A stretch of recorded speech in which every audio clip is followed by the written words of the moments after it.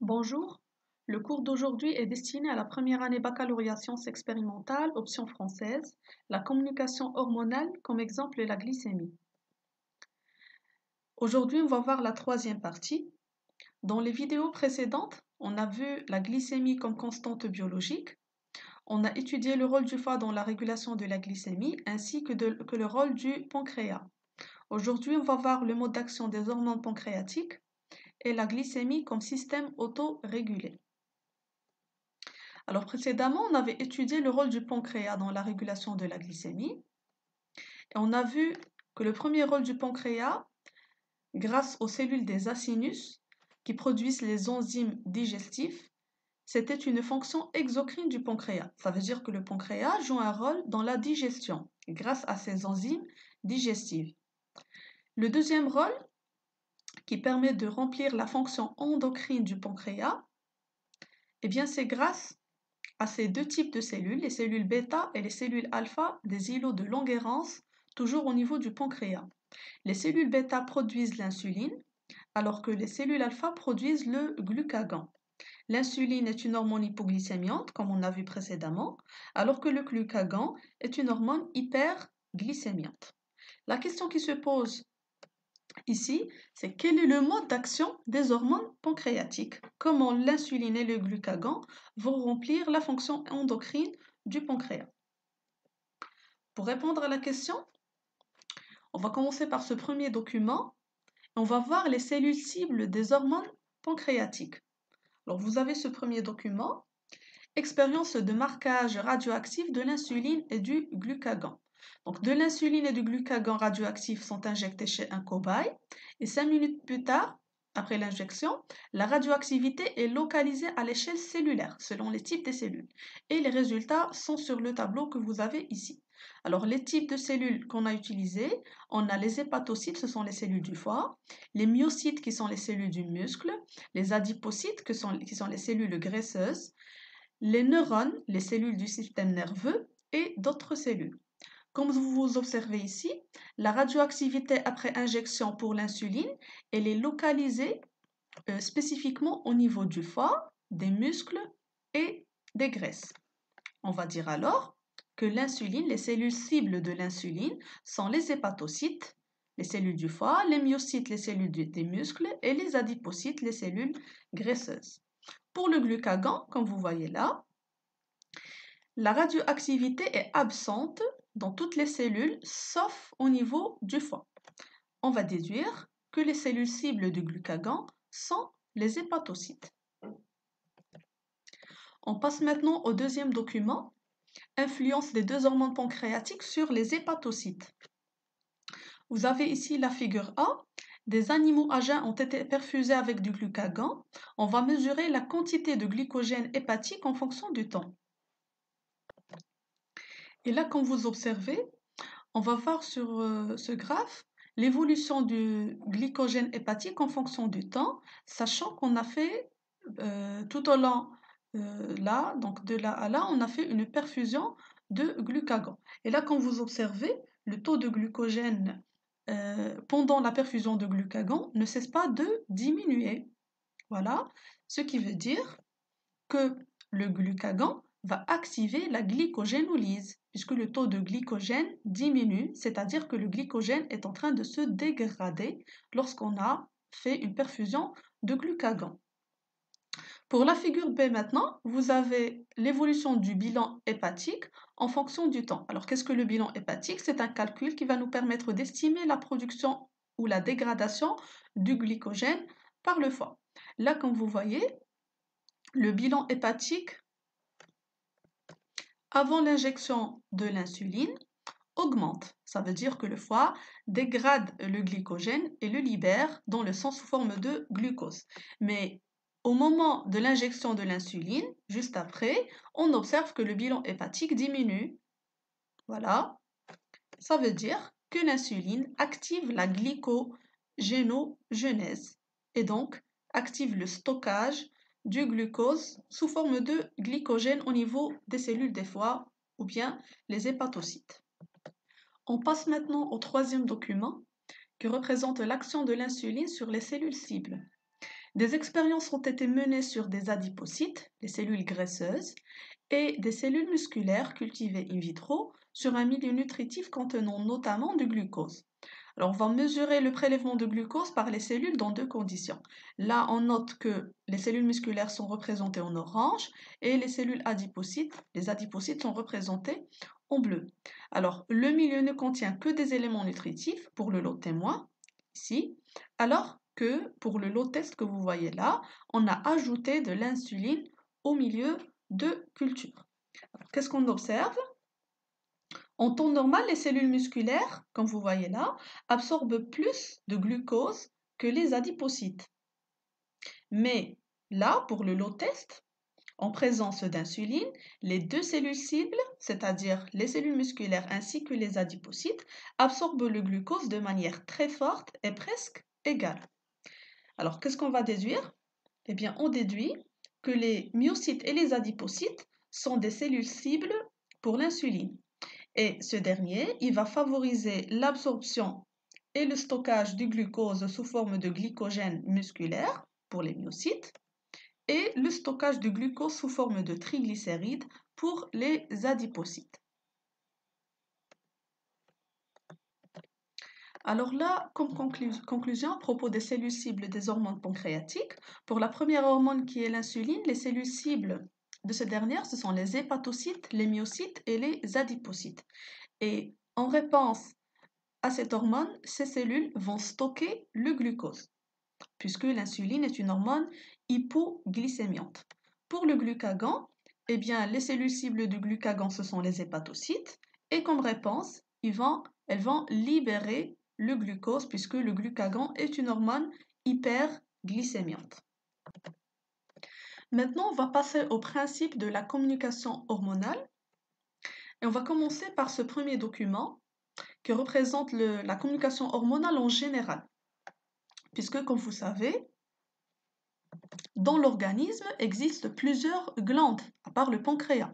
Et toutes ces glandes remplissent une fonction endocrine en produisant différents types d'hormones qui vont jouer différents rôles dans le corps. Alors en général, là, sur ce document, on va voir le principe général de la communication hormonale.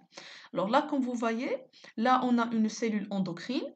Ça peut être une cellule de n'importe quelle glande au niveau de l'organisme, donc les glandes qui remplissent une fonction endocrine, qui produisent des hormones dans le sang. Alors, suite à un signal, cette cellule endocrine va produire et sécréter des hormones. Ces hormones seront transportées par voie sanguine et les hormones auront une action sur des cellules cibles. Là, l'hormone va se fixer sur des récepteurs spécifiques au niveau de la cellule cible, ce qui va conduire à la modification de l'activité cellulaire. Donc la cellule va répondre à cette hormone qui s'est fixée à sa surface. Alors là, c'était en général. Maintenant, on va prendre l'exemple et on va voir le mode d'action de l'insuline et du glucagon sur l'hépatocyte.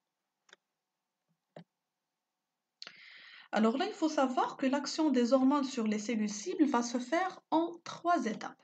Là, je note que la cellule que vous voyez ici en bleu, ça représente l'hépatocyte, une cellule du foie, et on va voir comment elle va réagir. Alors, la première étape, on a la réception du message hormonal. Comme vous voyez ici, l'hépatocyte est une cellule cible des deux hormones pancréatiques, le glucagon et l'insuline, et chaque hormone a un récepteur spécifique à la surface de l'hépatocyte. Le glucagon a son récepteur spécifique, ainsi que pour l'insuline.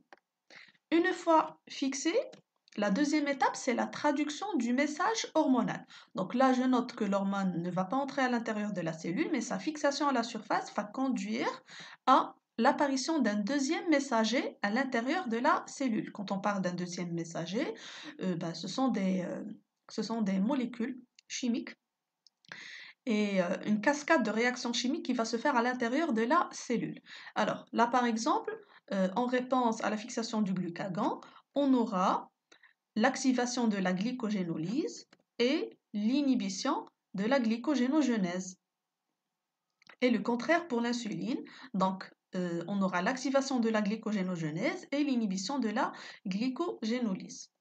Et là donc, on a troisième étape, c'est la réponse au message hormonal. Si l'hépatocyte reçoit le message du glucagon, eh bien, en réponse, elle va libérer le glucose qui était stocké sous forme de glycogène.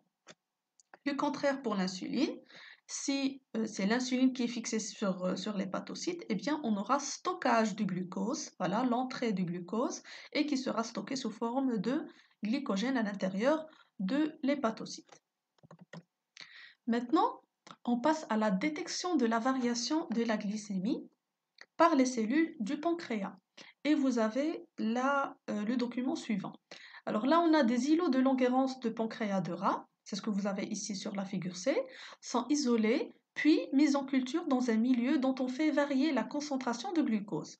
Les quantités d'insuline et de glucagon libérées dans le milieu par ces îlots sont régulièrement dosées. Les résultats, vous les avez ici sur les deux graphes.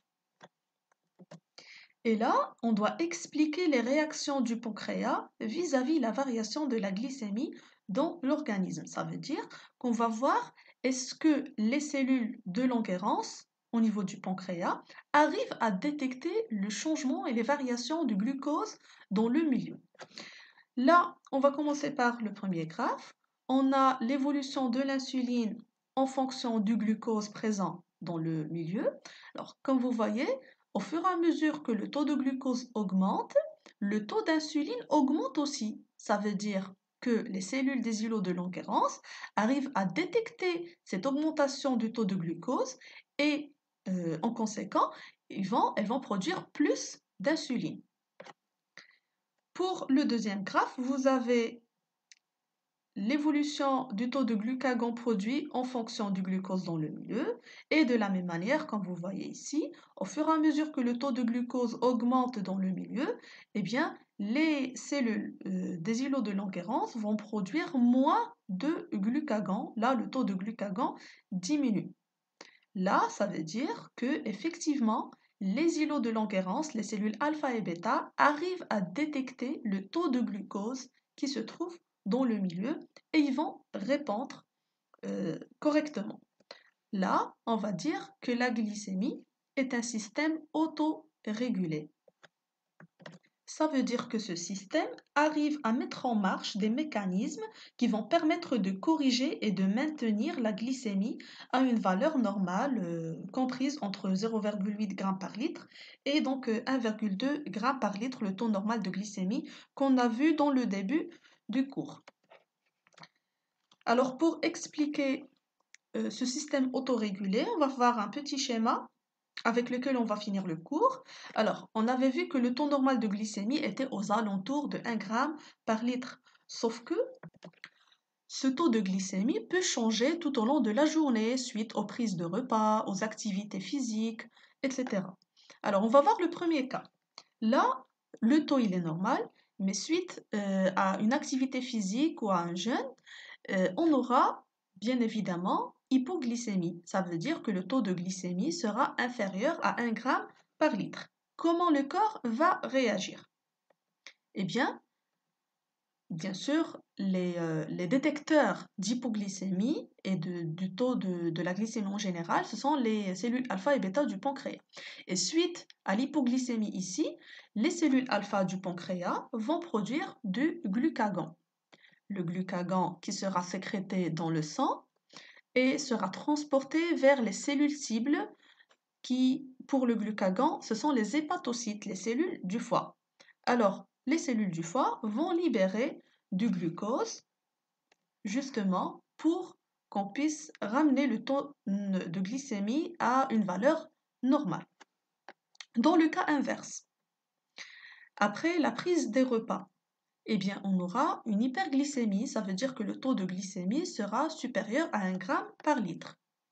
Toujours les détecteurs de cette hyperglycémie se trouvent au niveau du pancréas, ce sont les cellules bêta, qui vont produire l'insuline, et l'insuline donc qui sera transportée toujours par voie sanguine vers les cellules cibles.